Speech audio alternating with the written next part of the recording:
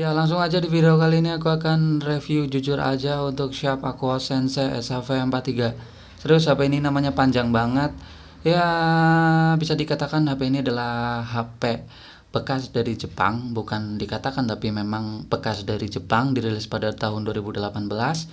Ini bisa kasarannya adalah limbah Jepang. Ya kira-kira HP ini recommended nggak sih dibeli dipakai di tahun 2021? Sekarang banyak beredar di pasaran online kondisi bekas. Kalau kalian nyari di offline ya susah banget sih. Untuk pasaran online-nya ini sekitar harganya 1 jutaan, nggak jauh dari angka 1 juta, cuma sedikit rada ribet. Kita harus pintar milih masalah pemblokiran IMEI. Soalnya pemerintah sudah mulai melakukan pemblokiran IMEI dan HP ini salah satu HP black market yang kena blokir. Tapi dengan budget 1 juta, aku pikir kalian sudah bisa mendapatkan unit yang all provider. Untuk budgetnya bisa bersaing dengan HP di tahun 2021. Dari segi desain dan bodi sebenarnya enggak. Ini HP enggak ada kesan mewah, enggak ada kesan elegan, enggak ada kesan premium, enggak ada banget. Di bagian belakang ini dari bahan plastik, HP-nya ringan, single kamera, enggak kayak ala-ala HP di tahun now. Sekarang itu udah lensanya banyak-banyakan banget meskipun rada kekimik. Ya, untuk HP-nya sendiri ini ukurannya compact di bagian belakang seperti kalian lihat. Untuk bagian depan layarnya sudah 18:9, cuma masih memiliki bezel jadi nggak ala poni. Bagian bawah ini ada fingerprint yang lokasinya gampang ditekan, bukan ditekan tapi tempel, cuma kurang cepat.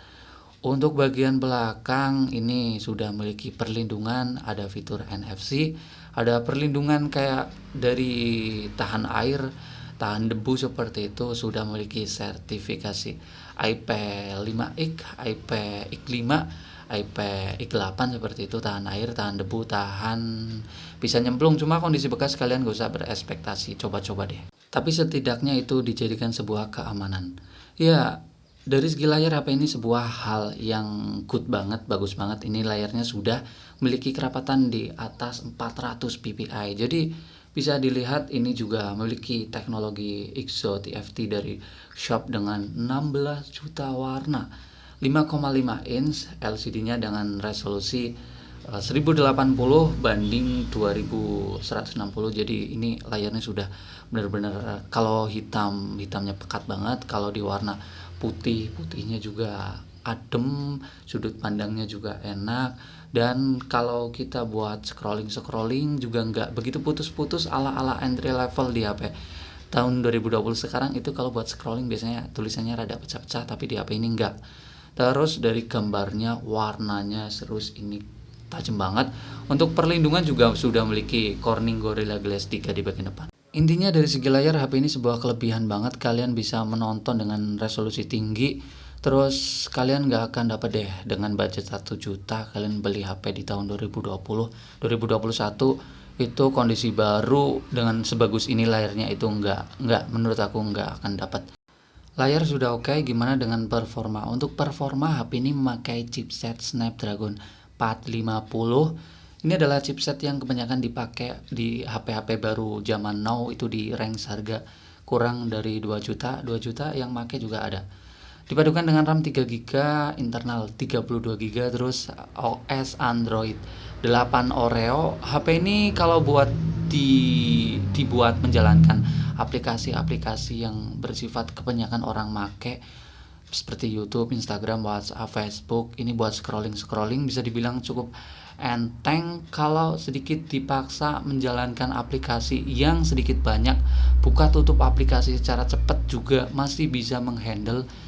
Nggak cepat-cepat banget ya, ingat chipset guys, chipsetnya juga entry level, tapi nggak bisa dibilang lemot, ini cukup responsif pokoknya. Kalau buat performa ini cukup oke, dan untuk layarnya juga rada ada rasa 120 Hz, tapi ini masih 60 Hz. Mungkin ini teknologi dari Sharp yang ngebikin layarnya jadi smooth. Untuk main game si chipsetnya juga masih cukup mumpuni. Misalnya aku coba di game-game apa ini, terus aku coba di game Mobile Legends dengan grafis high di rata kanan, aku pikir bakal ada lag seperti HP entry level yang sudah aku coba di HP zaman now, tapi di HP ini cukup smooth, dan cukup responsif, performanya sedikit oke. Ada sensor gyroscope, tapi di sini nggak perlu. Cuma nggak bagusnya adalah dari segi baterainya kecil, jadi kurang kuat untuk main game dan sedikit ada hawa panas. Oke, sorry kalau rada berisik karena rumahku di samping jalan raya. Terus kita bahas dari segi kamera. Kamera belakangnya ini 12 megapiksel single kamera. Jadi bisa dibilang untuk dari segi fitur jelas kalah dengan HP tahun zaman now yang udah memiliki lensa lebih dari satu, ada wide, ada bokeh. Di sini nggak ada, ini simpel banget, cuma ada mode video, mode foto, sama selang waktu. Untuk kualitas foto dan video sebenarnya aku rada nggak berekspektasi di HP ini karena HP ini juga bukan flagship, tapi ini entry level ya. Dan tapi ternyata ini untuk foto 12 megapiksel di kamera belakang, 8 megapiksel di kamera depan, ternyata masih bisa bersaing banget dengan HP zaman now. Misalnya dari segi wide-nya ini lebih lebar, terus untuk warnanya juga jauh dari kesan burik atau kurang warna. Ini saturasinya juga rada naik menurut aku, dan mungkin hasil videonya ribet banget nih ngomong. Hasil videonya ini mentok di 1080 pixel tanpa fitur stabilisasi.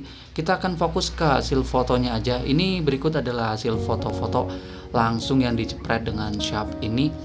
Hasil fotonya bisa dilihat warnanya ngangkat banget, terus kontrasnya juga oke, dan dynamic range juga bagus, wide-nya juga lebar.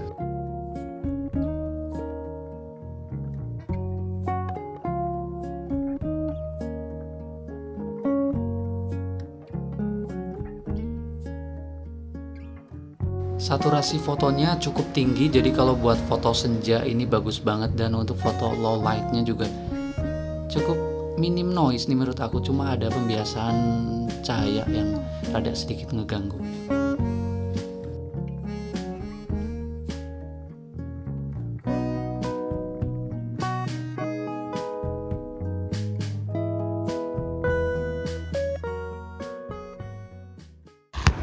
Oke, cek 1 2 3, dan ini adalah hasil video dari Sharp Aquos Sensei SF43 di resolusi 1080 pixel di cahaya sore hari, sedikit backlight, nanti kita balik. Cuma di sini nggak ada fitur stabilisasi, jadi gambarnya sedikit masih guncang-guncang. Cuma bagusnya ini di dynamic range sama wide-nya ini sudah cukup lebar untuk Sharp ini. Sekarang kita balik untuk melihat cahaya yang nggak backlight. Oke, tes 1 2 3, dan ini adalah hasil video dari kamera depan di resolusi 1080 pixel. Sama seperti kamera belakang, nggak ada fitur stabilisasi, jadi gambarnya cukup guncang-guncang. Cuma dari segi wide-nya sudah cukup lebar ya. Dan untuk dynamic range, perpindahan gelap terangnya juga terbilang cukup bagus. Ya tetap aja untuk video nggak ada stabilisasi, itu kurang cocok untuk buat rekam video yang sambil bergerak. Wow, cukup lebar. Yuk. Gimana dengan baterai? Oke, untuk bagian baterai HP ini sebuah hal yang miss atau kurang kalau kita membandingkannya dengan HP di tahun sekarang yang udah gede-gede banget. Ini baterainya cuma 2700 mAh ala iPhone. Tapi ini bukan iPhone ya. Dan tapi dipadukan dengan chipset yang hemat energi, itu Snapdragon 450. HP ini tuh di luar ekspektasiku, yang aku kira HP ini bakal boros, tapi ternyata HP ini cukup irit. Dari pagi sampai malam cukup ngecharger sekali aja udah cukup. Jadi HP ini kalau kebutuhan wajar yang non gaming itu sehari cukup. Cuma untuk pengecasannya nggak ada fitur pengecasan fast charging, tapi udah cukup cepet karena kapasitasnya yang kecil. Intinya dari segi baterai HP ini nggak semengecewakan HP-HP Jepang dengan kapasitas yang sama. Untuk dari segi speaker, HP ini rada aneh, nggak ada di bagian bawah, di bagian belakang juga nggak ada, melainkan hanya mono speaker di bagian atas, di bagian depan. Untuk kualitasnya menurut aku volumenya rada kurang keluar. Mungkin kalian bisa mendengarkan secara langsung.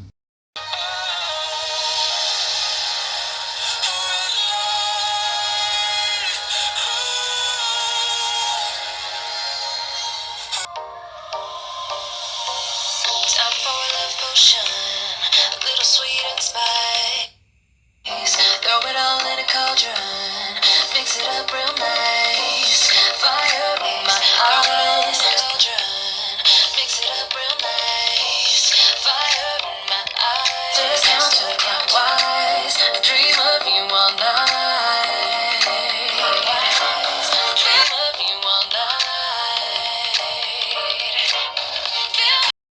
Oke, sekarang kita closing. HP ini recommended nggak dipakai dibeli di tahun 2021? Sebenarnya nggak worth it. HP ini bagusnya cuma di bagian layarnya aja.